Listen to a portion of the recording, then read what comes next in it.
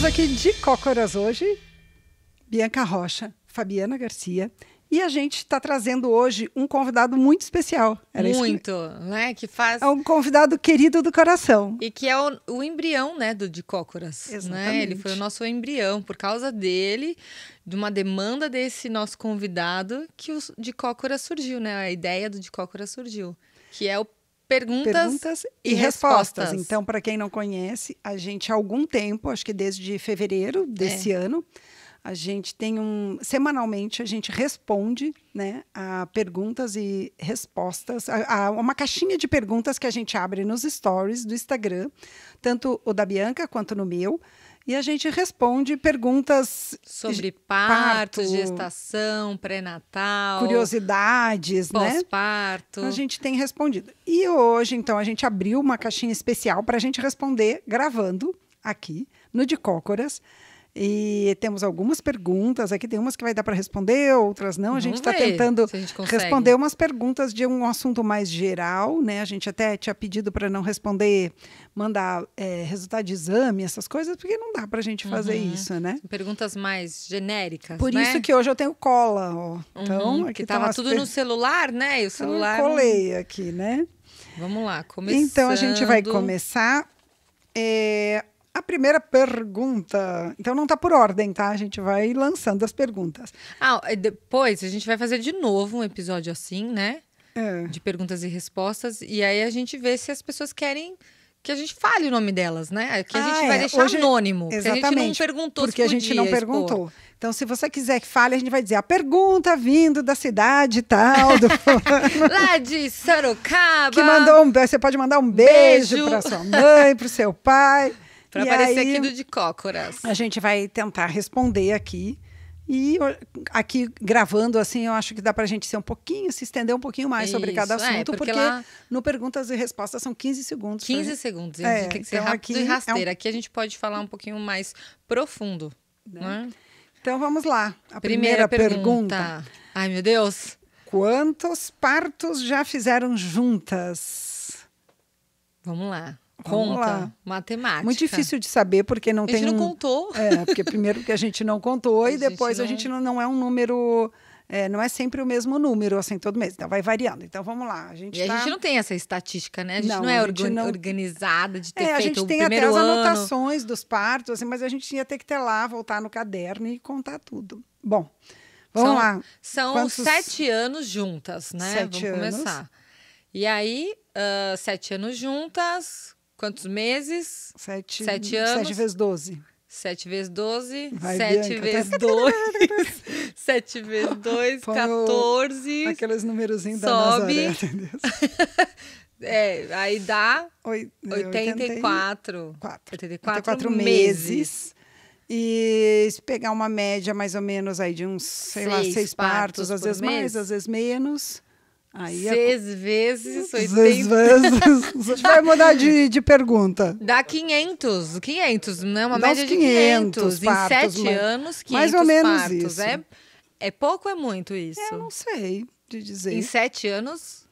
Porque assim, na verdade, a gente está contando os nossos partos, mas a gente acompanha partos, às vezes, como backup, a gente troca as equipes, então é um pouco difícil essa pergunta. Tem pessoas que me perguntam quantos partos você já fez na sua vida? Imagina, se a gente não consegue calcular em 7 anos, eu não tenho a menor ideia.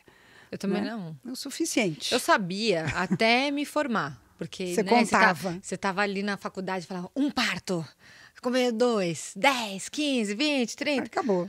Depois não dá mais para contar, né? Mas eu acho que em 7 anos foram 500 partos. Ser alguma coisa, não sei. É bastante. Não sei. Eu acho que é. 500 noites juntas? 500 noites juntas. Senhor 500 noites, dias, virando, trocando, né? Porque parto é muito dinâmico, é um casamento. Né? É isso. Tá dando certo, gente. Até aqui. 7 anos, não passamos pela crise. Na crise dos 7 anos? Não vou falar disso. Não fala disso. Não fala que Deus atrai. nos livre. Bom, próxima pergunta. O que é um colo desfavorável? Por que algumas gestações ficam assim, mesmo com mais de 40 semanas? Gente, assunto polêmico. um colo desfavorável, né? Então, primeiro, o que é um colo, né? Colo do útero. O colo do útero é a porta do útero, é por onde o bebê vai ter que sair de dentro do útero. E, né? e é a região que precisa se manter fechada, bem fechada, rigidamente fechada, durante toda a gestação. E aí é também onde vai ter a dilatação. Quando fala de dilatação, as pessoas às vezes fazem uma confusão, porque ela acha que é uma dilatação da vagina. E não é uma dilatação da vagina. Nossa, a vagina tem que dilatar 10 centímetros. Não, na verdade a vagina vai dilatar, mas essa dilatação que a gente conta e que é importante é a dilatação do colo do útero, quando o bebê sai de dentro do útero, tá? O colo desfavorável, eu acho assim... Por que eu falei que é polêmico, né? Porque eu acho que não tem muito porque a gente examinar esse colo e saber se ele é desfavorável ou se ele é favorável. Depende da situação, né? Na maioria das gestações, não existe um porquê da gente ficar avaliando o colo. Né? Por exemplo, tem algumas pacientes que recebem indicação, algumas mulheres que recebem indicação de uma cesariana, né? Então o médico indica a cesariana porque já tem 40 semanas e um colo é desfavorável. O que isso significa? Significa que ela não pode entrar em trabalho de parto e se ela entrar em trabalho de parto, se o trabalho de parto vai ser muito difícil? Não significa isso. Que ela não entrou em trabalho de parto ainda. Então, não faz diferença avaliar esse colo do útero. Né? Então, não tem esse colo do útero, não tem que ser avaliado. Porque ela colocou na pergunta por que algumas gestações chegam até 40 semanas ou mais e o colo está desfavorável. Porque ela chegou nesta idade gestacional e ainda não passou por contrações, porque este colo só vai ser modificado mediante contrações. E está tudo certo e lindo chegar a 40 semanas e chegar em 40 semanas sem ter tido modificação, porque ela não tem contrações. Exatamente. Então, esse termo desfavorável, a gente tem que cuidar muito para usar. A gente usa ele em situações muito pontuais, né? Por exemplo, quando a gente quer fazer uma indução de trabalho de parto, né? Então, na indução, sim, a gente vai avaliar o colo do útero, porque a gente precisa preparar o colo do útero para ele dilatar. E aí, sim, ele pode ser mais favorável. A gente pode usar essa palavra como até uma graduação para ver como esse colo está. Um parâmetro, né? Um parâmetro. Para a indução, para a própria indução. Exato, para a própria desfavorável para a gente fazer tal e tal conduta. A gente vai falar só de indução, né? A gente vai ter assim, né, um episódio onde a gente está aqui se preparando para falar de indução. Tá bom. Então, esse termo desfavorável tem que cuidar. Se você não tem nenhum problema, não vai induzir, não tem que estar avaliando o colo do útero. É isso. Por que se faz exame de toque durante o pré-natal? Se não tem indicação, se você não tem ameaça de trabalho de parto prematuro, se não tem nenhuma queixa, não tem que fazer exame. Então, isso a gente sempre tem que lembrar. Ficar avaliando o colo sem contração ou sem alguma indicação não faz sentido. A gente vai fazer o quê com essa informação? Não vai fazer nada. Então, às vezes até a mulher fica mais ansiosa, né? Ai, não tem nada de dilatação. Eu acho, sinceramente, esse termo ele é mais usado assim quando querem indicar uma cesárea para dizer que você não vai entrar em trabalho de parto, porque você está com 40 semanas e um colo desfavorável. Com 40 semanas, entre 40 e 41 semanas, é quando a maioria dos trabalhos de partos espontâneos acontecem. Então, 60%. Mais ou menos 60%. Da estatística, né, mundial de partos se concentra depois das 40 semanas. Exatamente. Depois. Então, não tem por que estar avaliando o colo, não tem por que você julgar o seu lindo colo, né? Que ele é desfavorável. Né? E, então é isso. Acho que respondida mais uma. Foi. Que mais? Qual a dilatação máxima natural para o parto? Olha, a gente considera que a dilatação... Eu achei engraçada essa pergunta. Dilatação máxima natural. A dilatação natural e a não natural induzida é a mesma. É a mesma. Tá? O colo tem que abrir para o bebê passar. Independente de como é que esse trabalho de parto começou. Natural, não tem diferença, né? Então, o que vai acontecer no colo do útero, sendo espontâneo ou provocado, é o mesmo mecanismo. Né? Exatamente. E aí ele vai chegar nessa dilatação máxima. O que é a dilatação máxima? É quando este colo do útero não oferece mais nenhuma resistência para o bebê passar e sair da cavidade do útero. Então, o bebê já passou, a cabeça do bebê já passou. Isso, então são 10 centímetros. A minha blusa é um colo perfeito, gente. Olha, nem tinha pensado. A gente usa esse exemplo da gola rolê. Então, imagina, essa gola comprida, grossa, ela precisa passar, o bebê precisa vestir esta gola. Enquanto ela estiver nesta altura, grossa, dura, direcionada, às vezes até, imagina assim, o colo, esse bico, né, dessa gola tá voltado para as costas da mulher, né? Porque a gestação ali, durante a gestação, esse colo precisa estar fechado, o bebê não pode sair da cavidade do útero. Então, este colo, antes de dilatar, ele vai vir para frente. Tá aqui ainda, né? Essa gola ainda tá aqui para fora, né? Ele tá dentro da blusa. Este colo, ele precisa vir em direção ao canal vaginal. Essa gola vai encurtar, essa gola vai afinar, vai ficar bem fininha. Bem fininha aqui. Tipo, a gente fala assim, ó, borda de boca. A gente toca um colo fino, quando a gente fala, o colo está fino, ele tá igual borda de boca aqui, ó. Isso. E aí essa vai afinando, vai centralizando, e aí sim, ó. Então aí vai 1 centímetro, 2 centímetros, vai abrindo. Então, imagina, ele tá vestindo essa gola vai afinando, vai encurtando, até que esta gola vira uma gola igual a da Fabiana. A gola da Fabiana, para quem não está assistindo, não existe gola, é uma gola de uma camiseta. Né, uma camiseta normal, então ela não é comprida, ela não é uma gola rolê, ela é fina, a cabeça passa facilmente, você não vai vestir, ela vai simplesmente passar sem nenhuma resistência. Quando o bebê passa por este colo sem nenhuma resistência, que a gente faz o exame de toque, a gente sente só a cabeça, sem sentir mais gola, sem sentir mais nenhuma estrutura de colo. E aí a gente fala, não existe mais colo. Isso é a dilatação total. Total. A gente costuma medir assim em centímetros, a gente faz um exame de toque e a gente consegue, né, medir essa abertura do colo em centímetros. E esses centímetros, assim, é o espaço entre 2 dedos que a gente consegue fazer o exame de toque vaginal. E isso a gente chama de 10 centímetros. Então, quando chegou 10 centímetros, o bebê já passou, a cabeça do bebê passou pelo colo do útero. É isso. É isso. Mais ou menos Essa é a isso. dilatação total máxima. E ela pode ser num parto natural, ela pode ser num parto com intervenções, ela pode ser num parto induzido. Então, é sempre o mesmo, tá? O processo do bebê sair de dentro do colo do útero é o mesmo. Exato. Tá? Bom, quanto tempo a mulher pode sangrar após o parto?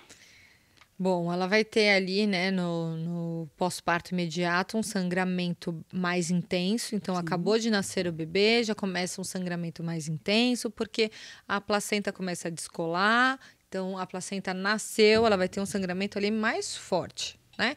E aí, esse sangramento vai diminuindo ali já na primeira hora, né, pós o nascimento.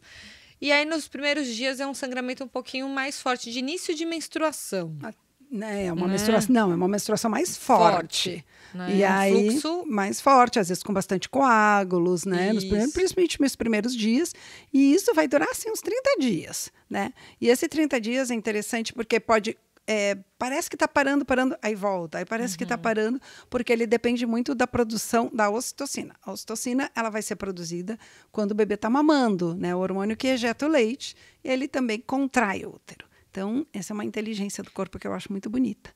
Então, ao mesmo tempo que a mulher está amamentando, está contraindo o útero e está eliminando esse sangue. E quem teve parto normal pode perceber mais, né, a liberação de coágulos do pode que quem durar teve um pouco uma mais. cesárea, né? Então, a gente recebe muitas fotos, né, ali no pós-parto, no segundo, terceiro dia, fotos de coágulos, e a mulher fica assustada, né? Isso aqui é normal? Saiu isso aqui de dentro de mim? Tá tudo bem?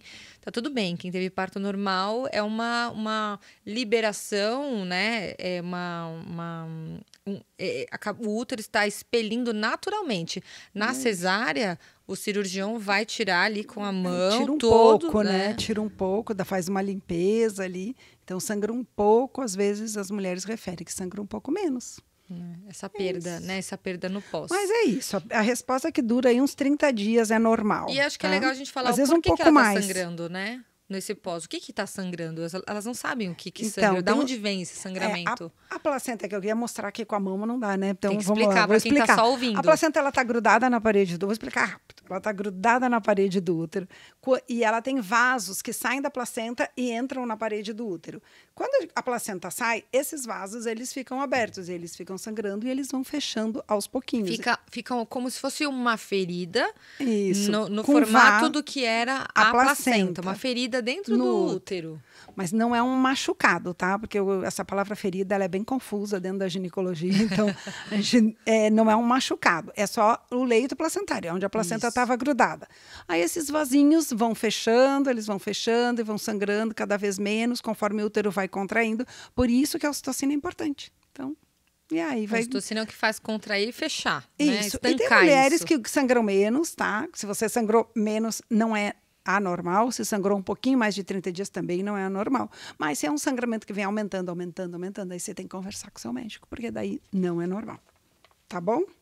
Próximo. E aí, Bianca? Perguntas Bia, tem algum conselho para quem está ingressando na universidade? Você gosta de dormir?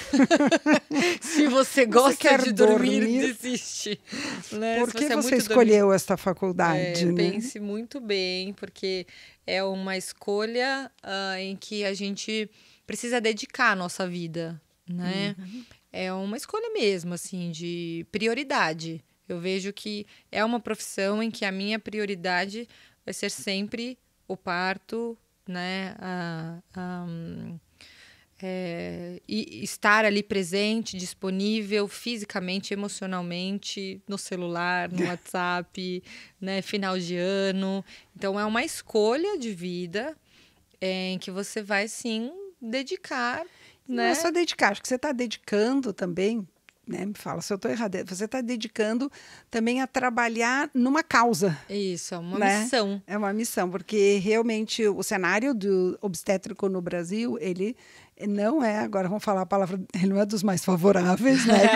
Tá que nem o colo desfavorável. Desfavorável de 40 semanas. Ele não é o mais favorável e eu acho que essa formação de obstetriz, né?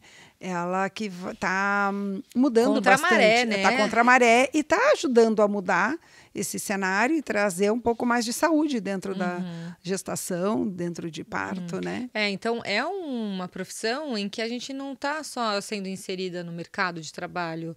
A gente está entrando no mercado de trabalho que é bem contrário à nossa missão, né? Exatamente. O que a gente se propõe a fazer, né? Qual é o modelo do nosso trabalho, né? Qual é o nosso objetivo.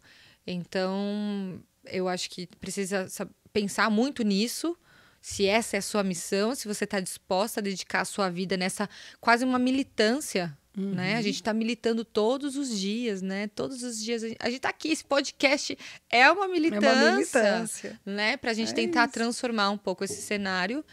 E outro conselho que eu dou é que as parteiras, né? As novas parteiras, foi um conselho que eu ouvi durante a faculdade de uma parteira que estava já formada. E eu carreguei aquilo para mim e entendi que eu tinha que seguir aquilo. É que você precisa estar com as evidências científicas na ponta da língua. Porque você não vai conseguir discutir com ninguém, seja com a própria gestante, com a própria mulher, com um familiar dela, com o marido, com a mãe, com a parceira, com um obstetra com quem você trabalha, com o plantão, né? Se você vai trabalhar num plantão de um hospital, numa maternidade, enfim, aonde você estiver, você precisa estar com a evidência científica na ponta da língua, muito bem atualizada e fundamentada para que você seja acreditada e que a sua assistência seja reconhecida. Para né? poder entrar na maternidade e brigar igual a Bianca, né? Que não funciona, né, gente? Eu sou assim porque eu sou assim. Porque ela é ariana. Mas eu não dou este conselho. Você está falando que eu faço isso, mas este não é meu conselho, brigar. Eu brigo toda semana na maternidade. Não. Briguei ontem eu briguei. Nem vi. Por causa da comida, que demoraram para mandar a comida para a mulher. Eu cheguei e falei assim... Todos os tá protocolos cumpridos, menos a comida, né? Eu cheguei na maternidade e falei assim... que legal, né? Eu tenho que cumprir todos os protocolos de vocês para ontem, mas a comida para ela comer não tem. Tem, faz 2 horas. Já são 9 horas da noite e ela ainda não comeu. Não tem protocolo para comida, né? Pois então. Eu sou assim... Mas eu não dou esse conselho, tá? Porque não funciona, você só se estressa.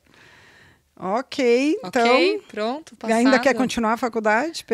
Você tem certeza? É uma missão de vida, tá? Não é só uma profissão. Tem mais perguntas, tem mais 2 perguntas. Em qual momento é feita a analgesia? Tão desejada, às vezes, analgesia. O que é analgesia? Analgesia é a mesma coisa que anestesia, para quando as pessoas perguntam assim, eu vou poder fazer anestesia no parto? Então, por que tem a gente... essa diferença de conceito, né? Anestesia, na verdade, é quando a gente vai, principalmente, fazer uma cirurgia, uma cesariana, que você precisa realmente fazer um bloqueio completo para que a mulher não sinta dor, e aí faz um bloqueio motor junto, também não mexe as pernas. E a analgesia, ela vai ser feita com uma dose menor, também feita da mesma maneira, mas é uma dose menor do anestésico, para que a mulher continue se movimentando, continue caminhando e fazendo os exercícios se precisar durante o parto, mas com alívio do desconforto. Porque essa anestesia, em que ela vai perder movimentação e sensibilidade, ela é muito prejudicial para a evolução do trabalho de parto, né? Então, a gente vê que em algumas maternidades é feita uma analgesia com essa dosagem muito alta, em que a mulher fica... Assim que ela faz, o anestesista fala, ela precisa ficar deitada, não vai levantar mais e não vai se alimentar mais. Então, esse tipo de analgesia, que tem mais cara de quase uma anestesia, ela é muito prejudicial para a evolução do trabalho de parto, né? Porque Exatamente. O trabalho de parto precisa do quê? De movimentação, de gravidade. Então, para um bebê descer, como é que a gente faz para esse bebê descer? A gente coloca a mulher na vertical e a gente faz movimentos, né? Com o quadril, ela se movimenta, porque o bebê desce rosqueando dentro da pelve. Se essa mulher está deitada e não se movimenta, não tem gravidade, vai ser muito difícil para esse bebê passar pelo canal de parto, porque ele precisa fazer todo um trajeto, um esforço de movimentação. E que o movimento do corpo da mulher vai ajudar bastante. Mas a pergunta é qual o momento que é feita. Na verdade, os estudos mostram que a analgesia ela pode ser feita a qualquer momento do trabalho de parto, né? Quando a mulher desejar. É claro que a gente vê se a analgesia que é feita mais lá no final, quando já teve a dilatação, ou no finalzinho da dilatação, né? A mulher ela consegue aproveitar um pouco as sensações que ela tem, até para definir assim, que movimentos naturais o corpo dela vai assumir. Então, as sensações do parto também ajudam, né? Ela fazer todos esses movimentos que a Bianca falou aí, de rodar e tal, ela vai a sensação ajuda ela, né? Mas também, se a mulher não está conseguindo se concentrar, não está conseguindo nem pensar, nem conversar, e aí... Não tem como continuar, Não tem como continuar, ou ela quer seguir outro caminho, não, desistir, eu quero uma cesariana, aí a qualquer momento a analgesia pode ajudar e ajuda bastante, né? Eu vejo que tem muitas mulheres que chegam no nosso consultório falando assim... eu não quero analgesia de jeito nenhum, é uma coisa que eu não quero, eu tenho medo porque vai atrapalhar o trabalho de parto. E aí eu pergunto, mas o que é atrapalhar o trabalho de parto para você? Se você estiver numa sensação dolorosa, em que você não está bem, em que você não consegue, estar disposta para continuar, que você está até sentindo... né, raiva daquilo, né? Tem algumas mulheres que chegam num nível de sentir, eu não quero sentir isso de jeito nenhum. Como que ela vai evoluir bem dessa maneira? Né? Então, por mais que ela esteja ali no início, se ela não está bem, não está lidando bem com o trabalho de parto, é melhor então que ela faça uma analgesia, e aí pode ser que a parte fisiológica evolua um pouco mais lenta, pode ser, mas ela tá bem, ela tá topando, ela tá conseguindo lidar com o processo. E eu acho que é isso o trabalho de parto, né? Não é só sobre o fisiológico evoluir bem, mas é a experiência. A experiência também, né? Como você está experimentando todas essas sensações. E também tem ao contrário, né? Tem a mulher que fala assim, eu quero anestesia, eu quero um parto com anestesia, não quero nem pensar em não usar anestesia, eu não sou natureba, eu topo, né, receber a medicação. Adoro drogas. Adoro drogas, né? E também a gente teve ao contrário, casos de mulheres que falaram isso e acabaram passando por todo o trabalho de parto e nem lembrando desse detalhe, que ele virou um detalhe nesse trabalho de parto. Então, na hora, até o bebê já tinha nascido e tipo, nem lembrei que tinha analgesia. Então, a gente não bate um martelo, assim, a gente não escolhe antes, a gente pode pensar, né, nos prós e contras da anestesia, o que vai ajudar no parto, o que pode atrapalhar, mas definir se você vai usar ou não anestesia, não dá. E uma coisa que pode ser calculado, então, em qual momento é feita a analgesia? Uma coisa que a gente pode calcular é o que ela usou de método natural de alívio até ali. De dor, né? Alívio de dor. Então, o primeiro recurso que ela está pedindo é analgesia e ela não utilizou nenhum. Então, a gente pode pensar em oferecer outro recurso em que não vá interferir tanto, talvez, ali na intensidade das contrações, nessa evolução do corpo. Oferece um chuveiro, uma banheira. A banheira costuma aliviar bastante. O banho de imersão, né? que é a banheira, ajuda bastante, porque ele relaxa bem o corpo, né? Mas a gente já teve mulheres que falaram assim, eu não quero banheira não quero nem tentar. Eu quero analgesia, quero agora. E aí é uma mulher que está decidida, né? Não tem nem o que discutir o tempo, se é o momento, não. Ela está decidida, ela quer, pronto, acabou. E a gente precisa respeitar. Exatamente. Né? Então, tô lembrando do parto de ontem. Que a mulher botou o pé na banheira e falou assim, não, eu quero anestesia. Aí, mas você nem entrou na banheira. Nem deixou. Entra na banheira direitinho, né? Porque ela só botou o pé, assim, mas eu acho que estava bem, né? Um momento intenso ali do parto e tal. E aí ela foi deitando, foi, né, se ajeitando. É importante que a água cubra a barriga, assim, para ela sentir bem analgesiada com o banho de imersão. E aí ela foi indo. Quando viu, às vezes a mulher... Quando viu, estava nascendo já. E assim, ontem foi um caso que eu perguntei para ela umas 3, 4 vezes. Você está pedindo analgesia pelo que você está sentindo agora ou porque você está com medo do que você acha que vai sentir? É verdade. E aí ela falava assim, é porque eu tô com medo. E aí é o momento da gente dar apoio e lembrar. Então foca no agora, porque você tá com medo de uma coisa que talvez nem aconteça. Olha como você tá bem agora. Você tá bem agora com o que você tá sentindo? Tá bem ficar... Você tá conseguindo curtir a banheira? Tá bem? Tá dando certo? Tá dando certo, mas eu tô pedindo analgesia porque eu tô com medo do expulsivo, da passagem do bebê. E aí a gente foi conversando e acalmando. Foi mais uma conversa de acalmar para ela lidar bem com o que ia acontecer, que ela ia conseguir controlar a sensação da expulsão, que ela estava dando certo o trabalho de parto dela e que ela já tinha se deparado com a dor do expulsivo. Sim. Né? Ela já estava com o bebê ali embaixo quando ela pediu analgesia. E não é assim, quando a gente está falando que a gente foi acalmando e tal, não porque a gente está evitando dela usar analgesia, não é porque a gente é contra a analgesia, vamos fazer de tudo, então vamos lá fazer um processo... Contra, nós somos contra a analgesia. Neurolinguística, não, mas é porque a gente viu que ela estava pedindo por medo. Porque ela tinha um desejo também de poder fazer esse parto da maneira mais natural possível, né? Uma coisa do plano de parto, então a gente auxilia a vontade dela. Então, mas se ela muda de ideia, tudo bem também, né? Eu lembrei agora de um caso completamente contrário não pode falar nome, né? Não. Mas você vai lembrar de quem é. Que ela nem estava em trabalho de parto, ela estava numa fase prévia, que a mulher sente contrações até doloridas, mas não são contrações que fazem o bebê nascer, elas estão ali só preparando. Então, ela estava nessa fase em que ela nem tinha entrado em trabalho de parto, e ela estava já há 2 dias, né? E essas contrações não estavam dando folga. Não estava engatando, né? O trabalho de parto e ela estava exausta já. E aí eu fui avaliar em casa, liguei para a Fabi e falei, Fabi, ela ainda está em pródromos.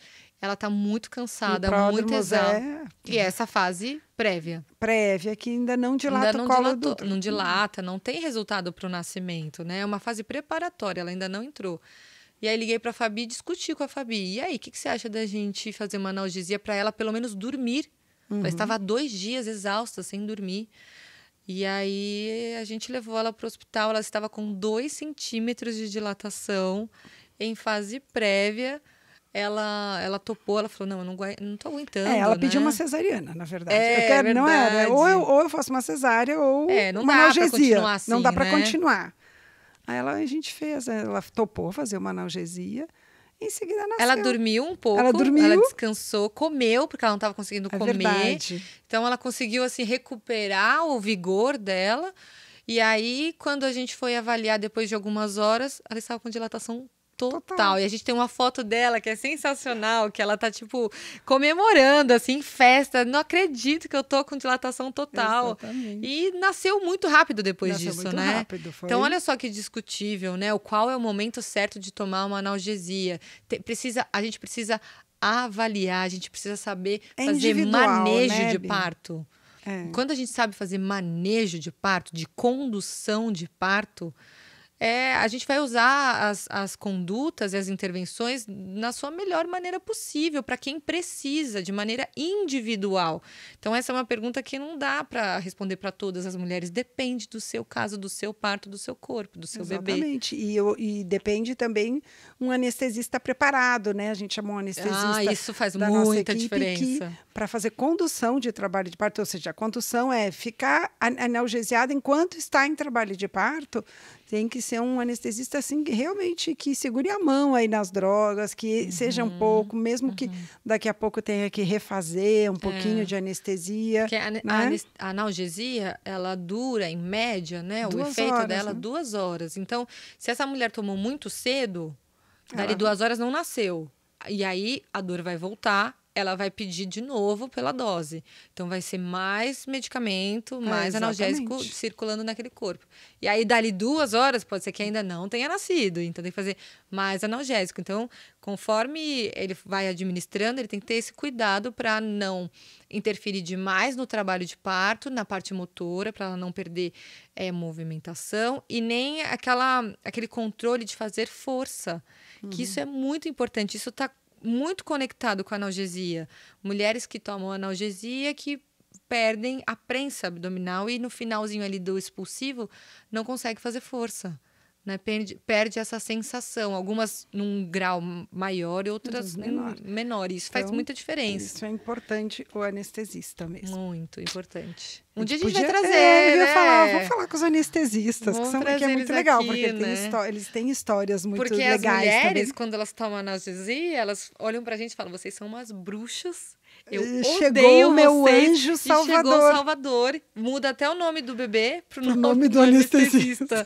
Cansamos de ver isso, né? Cansamos de ver mulheres no segundo parto falando assim, olha, não interessa quem vai, eu quero que o anestesista esteja lá antes de todo mundo, né? Não, fulano vai estar lá no segundo parto, eu já quero que ele já esteja lá na maternidade antes de vocês, não me interessa nem então, vocês. Então rola um ciúminho, né? Só rola, Então Bora. É isso, respondida? Bem respondido, eu achei. Planejando uma gravidez, por onde começar? Difícil, né? Essa pergunta, tanta coisa por onde aí começar, acho que você pode começar pela saúde, né? Cuidando da sua saúde, exatamente, sabendo como é que você está. Né? Se você tem alguma doença de base ou alguma... Como que está o seu açúcar no sangue? Como está a pressão? Como todos que está os exames, né? Tireoide? Como está seu colesterol?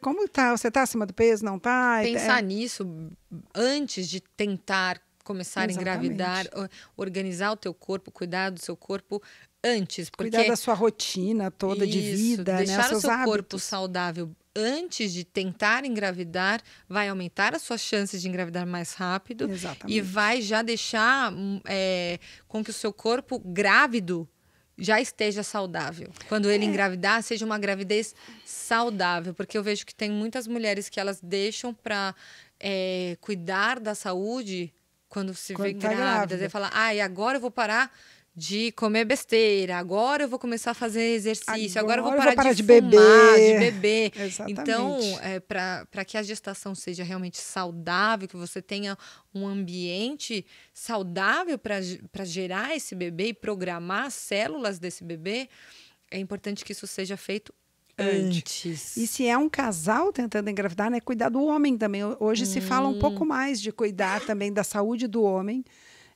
quando o casal planeja engravidar. Então, não é só a mulher, né? Esse bebezinho que vai formar tem a metade da carga genética aí, vem, né? 50-50, 50-50, então, quando é um casal aí, cuidar dos dois.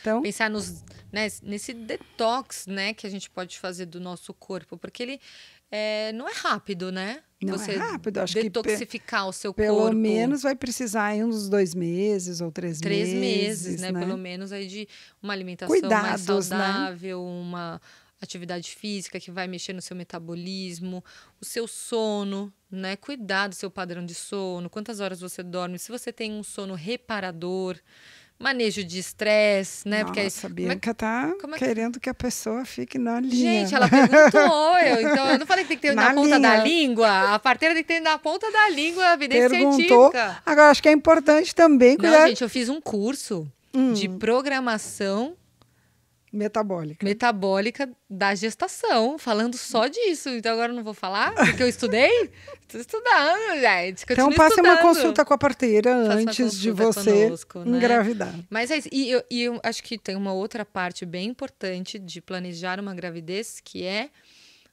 dinheiro, né, gente? Então, eu acho que a parte financeira é importante também, né? É claro que o que eu vejo, assim, acho que eu vejo que às vezes os casais ficam querem chegar num lugar assim, quando é o momento ideal financeiro para engravidar, é assim. Claro que tem o próximo ao ideal, né? O ideal talvez... A vida tá flat, né? E até porque quando a criança vem lá, você fica vem o bebê, vai formando a família, fica diferente, você começa a assumir gasto, assumir outra coisa, que às vezes você pode até ter planejado, mas você não planeja tudo da maneira que você imagina, e às vezes vem outras coisas junto que você também não está imaginando, então até um ponto você consegue se planejar, então é bom se planejar, e se planejar pelo menos aí para pré-natal, parto, esse início aí depois, né? Informação também, né? Acho informação, outra coisa, né? Se planejar e se informar, porque aí você consegue concentrar os seus esforços naquilo que para você faz sentido, né? Nesse planejamento. Então, tô me planejando financeiramente. Para o quê? É para fazer um enxoval? É para fazer as festas de chá de revelação e os carrinhos. O que é importante para você? Não, para mim nada disso é importante. Para mim, importante é ter uma equipe. Então, eu já descobri o universo do parto humanizado. O que eu preciso para um parto humanizado? Para ter uma gestação bem acompanhada, bem assistida. Eu vou precisar de uma equipe ou não? Eu vou parir em qual hospital? Eu tenho direito a esse hospital, o convênio? Eu vou querer ter um acompanhamento de uma doula? Eu vou querer ter uma fisioterapeuta, uma acupunturista? Tudo que eu tenho de recurso para esse parto, para essa gestação... Então, eu preciso me planejar para dar conta disso tudo, né? E eu acho que se informar também, entender assim, bom, por que eu preciso ter uma boa equipe de parto, ou pensar no parto X ou no parto Y, né? Pensando o que impacta na tua gestação, o que impacta na amamentação e principalmente o que impacta na vida dessa criança, esse parto, porque às vezes as pessoas falam assim, eu vou marcar uma cesárea e pronto, e tá bom, aí vou focar em outras coisas, aí, né, que você falou antes, eu vou focar em outras coisas, mas a pessoa como não tem informação, ela não entende assim o quanto impacta receber essa criança de outra maneira, né? E na saúde da criança e na saúde desse indivíduo, na verdade, não só na infância, mas para a vida toda. Sim. Então, se informar mesmo, por que a gente batalha aqui por um melhor nascimento, por que a gente batalha por uma gestação mais saudável, né? Por amamentação exclusiva, por que a gente batalha por isso, né? É só porque é moda, é só porque é legal, porque é bonito. Porque é mais saudável.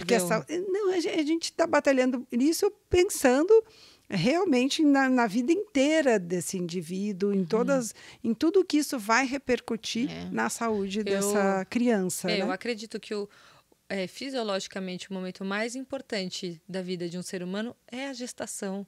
você está gerando começa, ali, né, tudo. Você está gerando e programando todas as suas células que você vai carregar para o resto da sua vida, né? E o nascimento é a finalização desse processo. A gestação, ela não acaba num dia antes do parto. A gestação, ela acaba até depois, 3 meses depois do parto.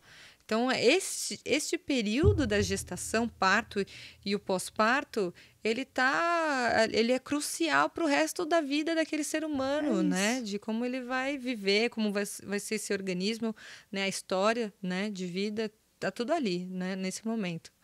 Então, esse é o investimento. Esse né? investimento. E é investimento em informação também, não é só um investimento financeiro, Não. né? Caramba! Então, pode começar por aí, né? Já quer desistir, né? E como é que vai fazer isso aí, né? Tem que fazer umas coisinhas aí para engravidar, né, gente? Tem que pensar nisso também. Pensar nisso, isso é outra coisa. Mas acho que essa parte... É mais básica, né? Mais básica. Bom, a última pergunta. Tem mais uma pergunta. Gostaria de saber sobre parada de progressão de parto. Né? Essa pergunta, eu acho uma pergunta ótima, mas é uma pergunta bem complexa. Parada de progressão de parto. Então, eu vou tentar explicar assim, o que é uma parada de progressão. É aquela mulher que entrou em trabalho de parto, ela estava lá com contrações, começou a dilatação, tudo, e de repente tudo parou. Não acontece mais nada, ou não dilata mais, ou o bebê não desce mais, as contrações às vezes até continuam, mas deu uma parada geral. Então, isso pode ser um cenário de várias coisas, né? Eu acho assim, existem paradas no trabalho de parto que elas são fisiológicas. Existem momentos que o trabalho de parto ele dá uma desacelerada, né? Existem fases de transição, existem coisas que realmente desacelera, e ali a gente tem que, ao invés de pensar, nossa, parou, né? Acabou tudo. Acabou, tá. Não, olhar primeiro, que fase eu tô? O que está acontecendo? Isso para quem... isso que eu estou falando é para a equipe que está assistindo, tá, gente? Isso é uma coisa que nós vamos avaliar. É uma coisa técnica. E ver o que está acontecendo, aonde eu estou, aonde esse bebê está, o que está acontecendo? Esse bebê está onde nesse momento? O que está acontecendo com essa mulher do ponto de vista emocional, psicológico? Onde que ela está, assim, né? O que está acontecendo com ela? Porque eu vejo que durante o trabalho de parto, alguns casais eles ficam muito nessa expectativa dessa evolução linear. Eu estou com tanto de dilatação agora, a contração está assim agora, então daqui a pouco vai estar assim, daqui a pouco vai evoluir assim. Não sabemos como vai ser essa evolução. Né? A gente vai avaliando e vendo como que está funcionando naquele corpo, naquele colo, naquele bebê. Não é tão linear, não é um parto de livro sempre, né? Não, são poucas vezes até. Eu acho que na maioria das vezes tem essas paradas, né? Estou falando desse primeiro cenário, tá? Essas paradas que são fisiológicas. Às vezes, sei lá, tá com 5 centímetros. Aí você faz um exame de novo, daqui a algumas horas, 5 centímetros. Mas você vê que o colo já é diferente, que é um colo que afinou, ele está mais favorável para continuar a palavra favorável do colo aqui, né? Para continuar a dilatação. E aí você vê assim, não, vai continuar agora, né? Parou para acontecer isso no colo, aí você avalia o geral, o que está acontecendo naquele ambiente. Então, essa coisa de não perder a atenção do ambiente do todo, ela é muito importante. Sim. E depois, então isso tem. E depois tem uma outra... não uma parada fisiológica, mas eu acho que é interpretado como uma parada quando a dilatação completa e o bebê precisa descer, né? Então, esse é um período final, ali, a descida do bebê, e que, às vezes, ela é um pouco, dependendo da posição que o bebê vem descendo com a cabeça, assim, né? O bebê pode mudar a posição da cabeça, como ele vem descendo, isso pode dar uma sensação que está parado. Dilatou tudo e agora? E agora? E não vem, mas ele agora? Dilatou, não vai nascer, fica aquela coisa. Então, a gente sempre costuma explicar assim, vai dilatar tudo e depois nós temos mais uma fase, a gente brinca mais uma fase, né? A última. E a última fase que o bebê precisa descer. E às vezes, até nesse momento, as contrações ficam mais distantes, mais curtas, né? Não é sempre mais forte, né? Mais intenso, mais intenso. Então, aí você vai avaliando como que está a cabecinha dele, novamente, como que está a posição do bebê, tá tudo certo, precisa ajuda ou não precisa, precisa fazer exercício ou não precisa.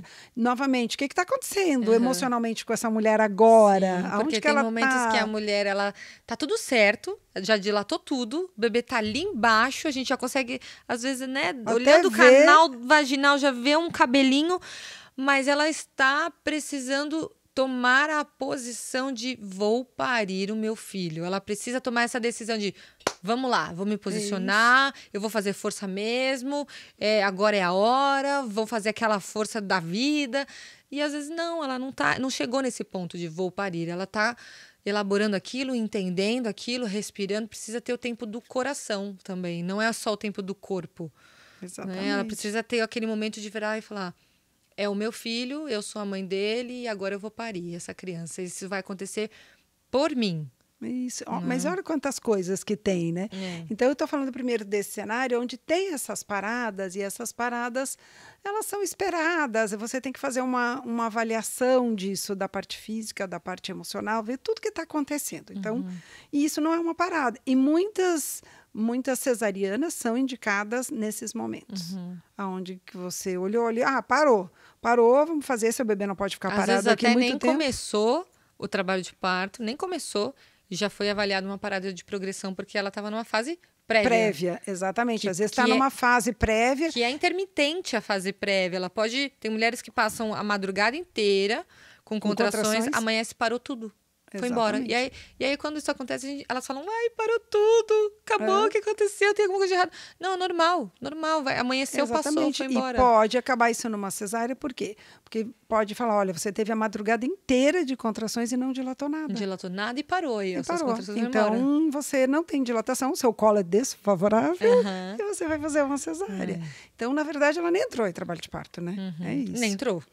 E tem algumas paradas que podem realmente acontecer por mau posicionamento do bebê, da cabeça do bebê, com uma descida muito difícil.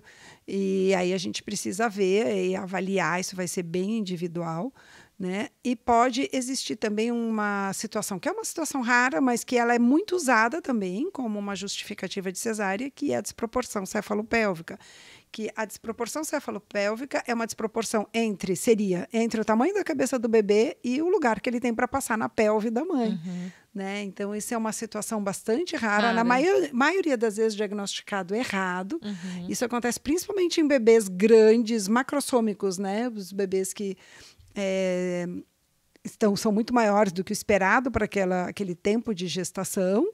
E é isso é uma coisa que a gente avalia principalmente durante o trabalho de parto. Não tem como saber isso, essa desproporção, esse diagnóstico que não é tão comum, sem a mulher entrar em trabalho de parto. Não dá para medir pelo ultrassom, o diâmetro da cabeça é tanto, é uma desproporção. É grande, vai dar essa... Não a vai desproporção, evoluir. Ela só é diagnosticada durante o trabalho de parto. A mulher está em trabalho de parto, o bebê...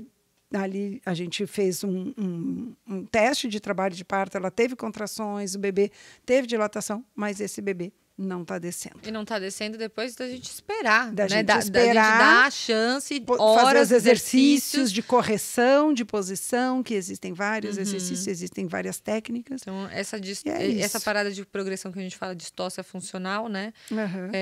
Ela acontece depois de horas e horas em que a gente está tentando evoluir esse parto e não evoluir ou dilatação ou descida do bebê. E né? essas horas não é só esperando, né? São horas de uma boa avaliação, né? Uma avaliação que vai entender onde esse bebê está e é isso. E normalmente nessas paradas é que a gente pode pensar numa intervenção para ver se retoma, né, a evolução. É aí que a gente pensa em intervenções para melhorar o trabalho de parto, para que ele evolua. E muitas vezes dá certo. Super certo. Exatamente. Um bom diagnóstico e uma boa atuação nesse momento. Quem teve histórico de trombose e uma cesárea consegue ter normal? Sim, consegue. Eu acordei muito feliz hoje. Então, a gente estava vibrando ontem. Essa pergunta quem mandou foi essa gestante que pariu com a gente ontem. Ela teve trombose na sua primeira gestação. Ela passou por uma cesárea porque tentaram induzir, mas foi uma indução que não deu certo, né? Foi um método, né, discutível. E aí ela chegou pra gente no dia em que a cesárea dela seria feita, agora nessa segunda gestação.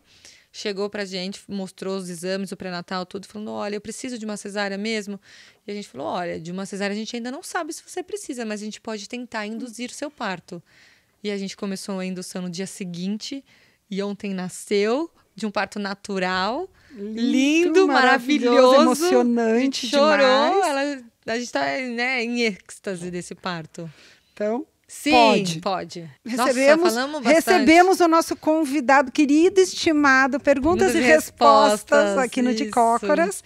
E é isso, e aí vamos ver se a gente grava de novo depois outras perguntas, vamos ver. Eu tô com saudade de gravar perguntas e respostas no Instagram também, né?